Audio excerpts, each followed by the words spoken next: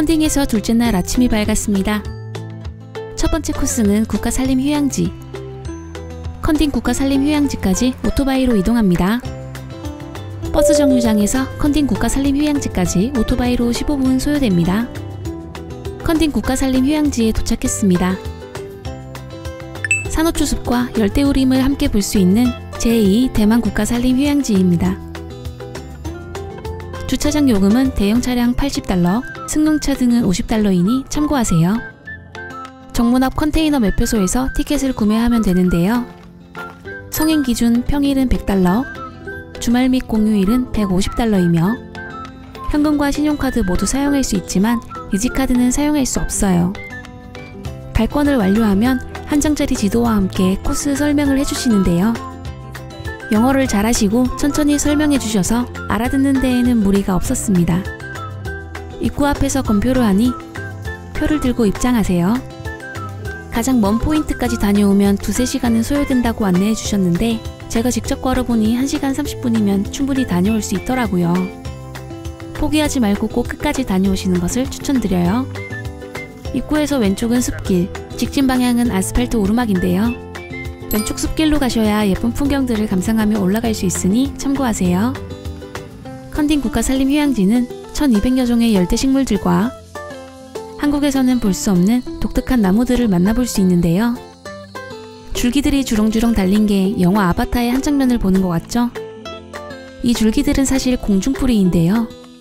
공기 중에 수분과 영양분을 흡수하기 위한 뿌리라고 합니다. 나무의 가지였다가 땅에 닿으면 이렇게 뿌리가 되는 버틴 뿌리를 가진 나무들도 볼 수 있습니다. 우리 눈엔 다 같은 나무이지만 각자 살아가는 방식이 다른 자연이란 정말 신비하지 않나요? 몇 가지 유명한 포인트가 있는데 그중 하나인 루킹글래스 망그로브. 나무 자체도 웅장하고 멋지지만 중요한 포인트는 바로 이 버드레스 뿌리입니다. 나무의 8면에 걸쳐있는 넓은 뿌리로 영양분이 부족한 열대산림 나무의 특징이라고 해요. 또한 열대산림의 토양은 층이 매우 얇기 때문에 넓은 뿌리가 하중을 분산시켜 나무를 더욱 튼튼하게 받쳐주는 역할도 한다고 합니다. 최대 길이 10m, 최대 높이 180cm의 버드레스. 그 크기가 실감이 되시나요? 대만에서 가장 큰 버드레스를 가진 나무라서 그런지 수원 부적들을 달아 놓았더라고요. 아마 우리나라의 수호수 같은 느낌이겠죠? 멋진 망그로브를 지나 다음 포인트를 향해 걸어볼게요. 저는 한방 쏘이고 생각이 났는데 여러분들은 기피제를 꼭 뿌리고 가시는 것을 추천드려요.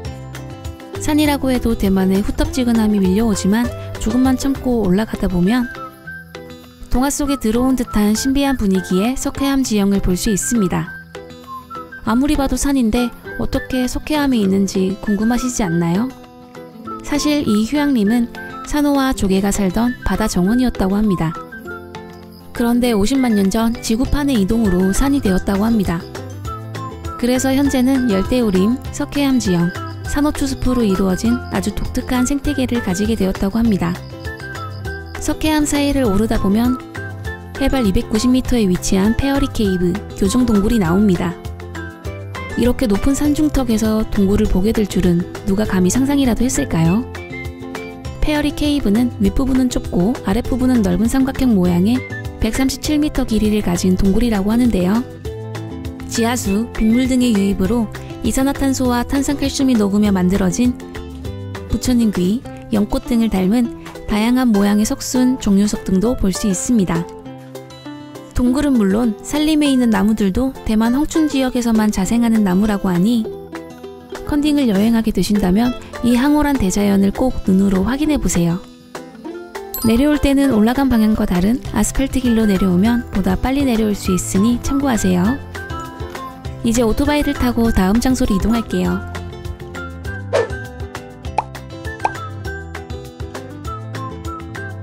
컨딩 국가휴양지에서 촨펀스까지 오토바이 10분 소요됩니다. 휴양림에서 내려오면 볼 수 있는 촨펀스, 범선의 돈 모양을 닮았다고 붙여진 이름인데요. 18m의 거대한 산호초 암석은 닉슨 전 미국 대통령의 얼굴을 닮아 유명한 인증샷이 있다고 합니다. 저희는 비가 내리기 시작해 찍지 못했지만 찍어 오시면 좋은 추억이 되시겠죠?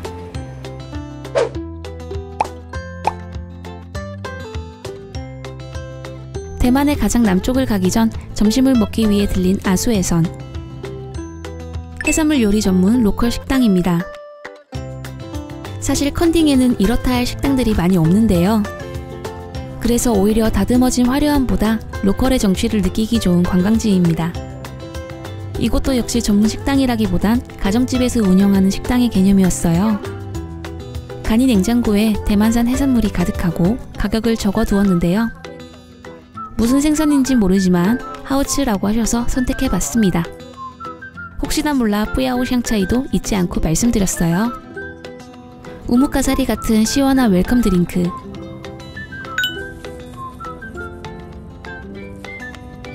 컨딩은 가오슝보다 소금간이 강해서 조금 아쉬웠지만 그것만 빼면 정말 맛있었던 계란볶음밥이었습니다.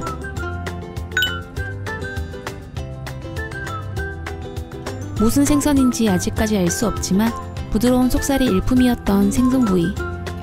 잘 차려진 식당도 좋지만 무턱대고 들어간 로컬 식당에서 맛있는 음식을 먹는 것도 여행의 묘미가 아닐까요?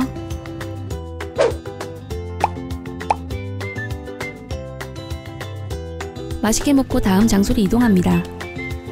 아수해선에서 어란비 공원까지 오토바이 3분 소요됩니다. 어란비 공원 주차장에 도착했습니다. 100여 년의 역사를 자랑하는 동남아의 빛, 어란비 등대가 자리하고 있는 공원입니다. 석회암 지각이 다양한 형태로 융기, 침식, 풍화되어 독특한 풍경을 감상할 수 있는 59헥타르의 거대한 자연공원입니다. 개장시간 참고하세요. 예전 입구는 현재 봉쇄 상태이고 세븐일레븐을 조금 지나 오른편의 주차장 입구로 들어가시면 됩니다. 자세한 주소는 본문 내용을 확인해주세요. 어란비 공원 주차장은 일반 승용차 40달러, 오토바이 10달러가 있으니 참고하세요. 주차장 가장 아래로 걸어가면 입구가 보입니다.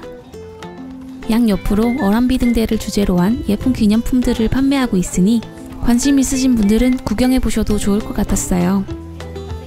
매표소에 도착했습니다. 입장료는 1인 60달러, 12세 이하의 아이는 무료 입장 가능합니다. 입장권을 구입하고 바로 앞에서 검표를 하시면 됩니다. 이국적인 냄새가 물씬 나는 어란비 공원 입구. 내려쬐는 햇살을 피할 그늘이 없기 때문에 양산이나 모자를 쓰고 오시는 것을 꼭 추천드려요. 약 5분 정도 올라가면 등대가 있는 푸른 동산이 나오는데요. 어란비 등대는 일제강점기 시절에 대만 팔경으로 불려 당시 세워졌던 어란비 비석도 등대와 함께 보존되어 있습니다. 이 공원은 중화민국, 즉 대만 영해에 중요한 역할을 하는 곳이라고 하는데요. 대만 본섬을 기점으로 동서남북 12해리 안에 있는 각각의 작은 섬들까지 영해라고 합니다. 그중 이 어란비 등대는 남쪽으로 14km 떨어진 치싱엔 지역의 영해 라인을 관찰하는 역할을 한다고 합니다. 저는 먼저 지름길로 시 파빌리온을 보러 가볼게요. 저희는 시간이 없어 가지 못했지만 해안선을 따라 만들어 놓은 산책길이 굉장히 아름답다고 하니 시간이 넉넉하시다면 꼭 걸어보시는 것을 추천드립니다. 어란비 공원에는 약 240여 종의 식물이 자생하고 있다고 하는데요. 대만이나 한국이나 사람의 외형이 비슷하니 외국이라는 느낌이 비교적 덜했었는데 한국과는 전혀 다른 숲속을 걷고 있으니 정말 새로운 외국에 온 느낌이더라고요. 숲 중간중간 이정표가 있으니 길 잃어버릴 걱정은 없습니다. 시 파빌리온 도착 전 뷰포인트. 데크 계단을 따라 올라가며 만나볼 수 있는 아주 멋진 석회암. 이 석회암의 이름은 캐싱스톤인데요. 파도에 의해 침식되어 깎인 모습이 마치 키스를 하고 있는 모습이라고 합니다. 어떠세요? 제 생각엔 아주 적절한 이름인 것 같은데요. 데크를 따라 조금 더 올라가다 보면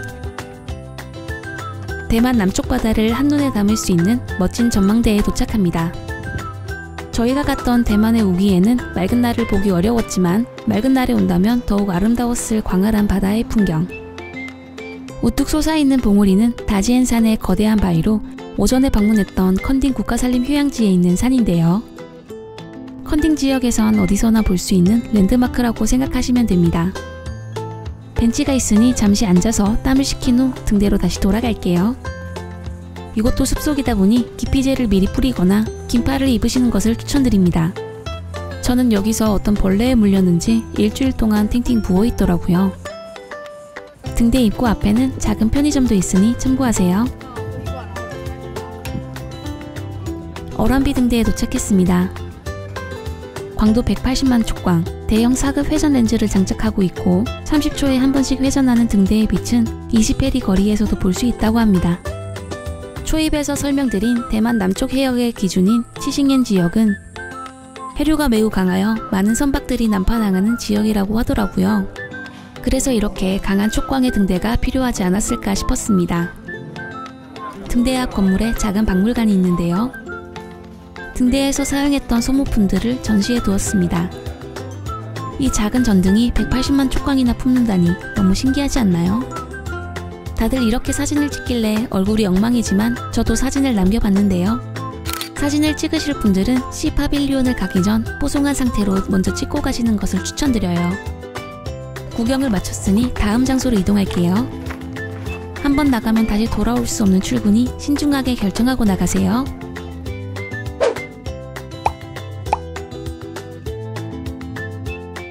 나머지 일정은 다음 편을 확인해주세요.